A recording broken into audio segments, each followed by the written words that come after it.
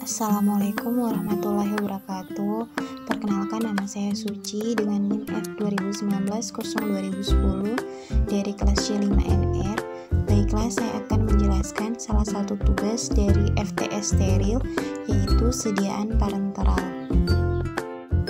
Apa itu sediaan parenteral? Sediaan parenteral merupakan sediaan steril. Sediaan ini diberikan melalui beberapa rute pemberian, yaitu intravena, intramuskular, subkutan, intradermal, dan intraspinal. Berasal dari kata apakah parenteral? Istilah parenteral berasal dari kata Yunani, yaitu para dan enteron yang berarti di samping atau lain dari usus. Sediaan ini diberikan dengan cara menyuntikkan obat di bawah atau melalui satu atau lebih lapisan kulit atau membran mukosa. Apabila injeksi diberikan melalui rute intramuskular, seluruh obat akan berada di tempat itu. Dari tempat suntikan, obat akan masuk ke dalam sirkulasi.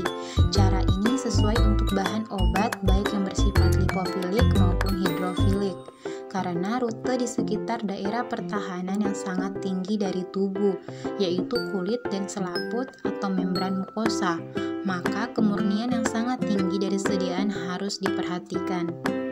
Adapun jenis sediaan parenteral dibagi menjadi dua, yaitu yang pertama sediaan parenteral volume kecil, yaitu diartikan sebagai obat steril yang dikemas dalam wadah di bawah 100 ml. Yang kedua yaitu sediaan parenteral volume besar, merupakan sediaan cair steril yang mengandung obat yang dikemas dalam wadah 100 ml atau lebih dan ditujukan untuk manusia.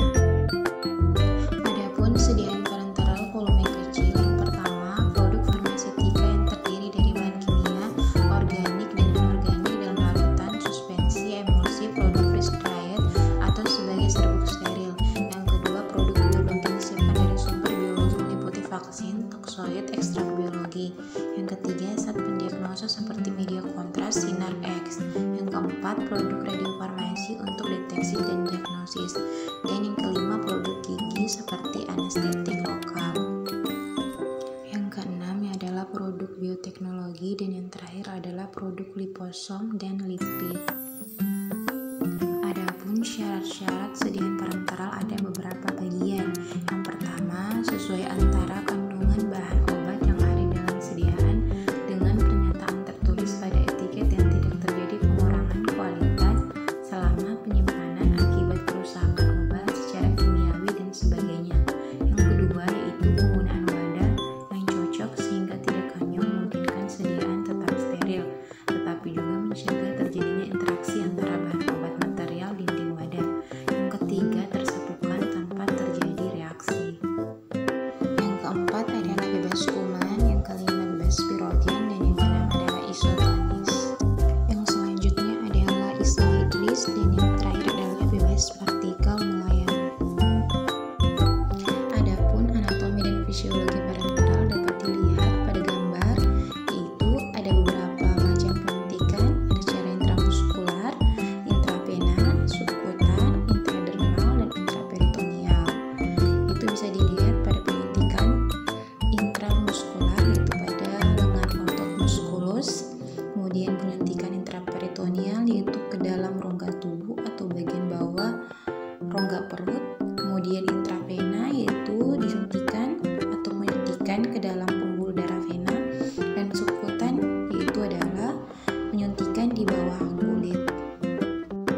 Seperti yang telah dijelaskan, penyuntikan parenteral itu ada beberapa penyuntikan, yaitu subkutan, intradermal, intramuskular, dan intravena.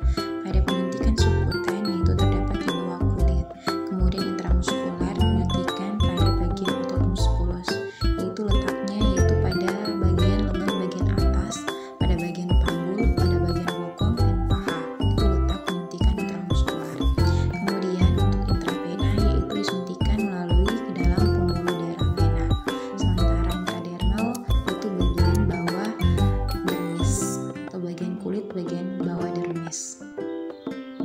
Contoh penyuntikan intradermal yaitu seperti penyuntikan vaksinasi dan penyuntikan alergi serta penyuntikan untuk screening untuk pasien tuberkulosis atau TB. Adapun rute pemberian parenteral terbagi atas beberapa bagian. Yang pertama, pemberian subkutan, yaitu lapisan ini terutama mengandung jaringan lemak, pembuluh darah, dan limfa saraf-saraf yang berjalan sejajar dengan permukaan kulit. Tempat yang paling tepat untuk melakukan injeksi subkutan meliputi area vaskular di sekitar bagian luar lengan atas abdomen dari batas bawah kosta sampai kristal ilika, dan bagian anterior paha yang dapat digunakan untuk pemberian obat antara lain vaksin, insulin, skopolamin, dan epinefrin atau obat lainnya. Kemudian pemberian intramuskular. Intramuskular artinya di antara jaringan otot. Cara ini kecepatan absorpsi terhitung nomor 2 sesudah intravena. Jarum suntik ditusukkan langsung pada serabut otot yang letaknya di bawah lapisan subkutis. Penyuntikan dapat dilakukan di pinggul lengan bagian atas. Volume injeksinya 1-3 mili dengan batas sampai 10 mili per tensimeter volume. Tetap dijaga kecil, biasanya tidak lebih dari 2 mili. Kemudian pemberian intravena, penyuntikan langsung ke dalam pembuluh darah vena untuk mendapatkan efek segera. Dari segi farmasi, intravena ini boleh dikata merupakan pilihan untuk injeksi yang bila diberikan secara intrakutan atau intramuskular mengiritasi karena pH dan tonisitas terlalu jauh dari kondisi fisiologis. Volume pemberian dapat dimulai dari 1 mili hingga 100 mili, bahkan infus dapat lebih besar dari 100 mili. Pemberian intravena hanya terbatas untuk pemberian larutan air dan bentuk emulsi harus memenuhi ukuran vertikal tertentu. Kelemahan cara penyuntikan ini adalah karena kerjanya cepat, maka pemberian antidotum mungkin terlambat. Kemudian pemberian secara intraperitoneal merupakan penyuntikan langsung ke dalam rongga perut, di mana obat secara cepat diabsorpsi. Sediaan intraperitoneal dapat juga diberikan secara intraspinal, intramuskular, subkutan, dan intradermal. Selanjutnya, pemberian intratekal atau intraspinal merupakan penyuntikan langsung ke dalam cairan cerebrospinal pada beberapa tempat. Cara ini berbeda dengan cara spinal anestesi. Kedua pemberian ini mensyaratkan sediaan dengan kemurniannya yang sangat tinggi karena daerah ada barier atau sawar darah sehingga darahnya tertutup. Sediaan intraspinal anestesi biasanya dibuat hiperbarik, yaitu cairannya mempunyai tekanan barik lebih tinggi dari tekanan barometer. Kemudian selanjutnya pemberian secara intradermal merupakan cara penyuntikan melalui lapisan kulit superficial, tetapi volume pemberian lebih kecil dari subkutan. Absorpsinya sangat lambat sehingga onset yang dapat dicapai sangat lemah. Kemudian pemberian intratekal itu merupakan digunakan khusus untuk bahan obat yang akan berefek pada cairan cerebrospinal, digunakan untuk injeksi sistem saraf pusat seperti meningitis, juga untuk anestesi spinal. Intratekal umumnya diinjeksikan secara langsung pada lumbar spinal atau ventricle sehingga sediaan dapat berpenetrasi masuk ke dalam daerah yang berkenaan langsung pada sistem saraf pusat. Berikut merupakan salah satu penyuntikan secara intramuskular, yaitu pada bagian otot paha terdapat vastus lateralis dan otot retrogluteal, yaitu penyuntikan secara intramuskular, tepatnya pada bagian otot paha. Kemudian selanjutnya terdapat pada otot dorsogluteus dan otot deltoid, yang dimana kedua otot tersebut merupakan penyuntikan secara intramuskular, yang dimana otot dorsogluteus yaitu penyuntikan pada bagian bokong atau bagian panggul. Kemudian selanjutnya pada otot deltoid yaitu merupakan bagian penyuntikan secara intramuskular pada bagian lengan bagian atas. Selanjutnya pada gambar 2.1 dan gambar 2.2 yang dimana penyuntikan secara intravena, yaitu yang dimana penyuntikannya melalui pembuluh darah vena, yaitu pembuluh darah yang melewati parenteral atau disuntikan melalui ke dalam pembuluh darah vena. Adapun keuntungan sediaan parenteral, itu yang pertama, efek obat dapat diramalkan dengan pasti. Yang kedua, bioavailabilitas sempurna atau hampir sempurna. Yang ketiga, kerusakan obat dalam traktus gastrointestinalis dapat dihindarkan. Dan yang keempat, obat dapat diberikan kepada penderita yang sedang keras ataupun koma.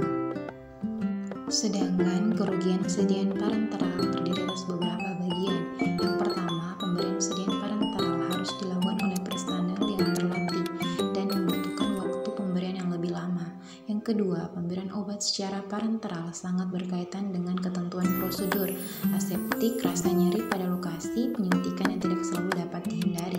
Yang ketiga, bila obat telah diberikan secara parenteral, sukar sekali untuk menghilangkan, merubah efek fisiologisnya karena obat telah berada dalam sirkulasi sistemik. Yang kemudian selanjutnya adalah harganya relatif lebih mahal karena persyaratan manufaktur dan pengemasan. Yang kelima, masalah lain dapat timbul pada pemberian obat secara parenteral seperti septisema, infeksi jamur, inkompatibilitas karena pencampuran sediaan parenteral dan interaksi obat.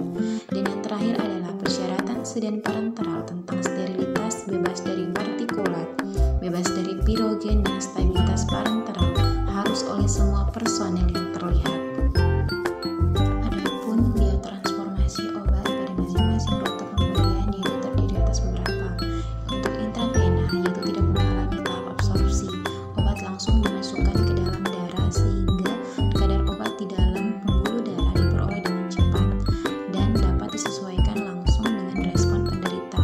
Injeksi larutan secara langsung ke aliran darah memberikan prediksi respon farmakologik yang lebih baik. Kemudian pada rute intramuskular, kelarutan obat dalam air menentukan kecepatan dan kelengkapan absorpsi obat yang sukar larut.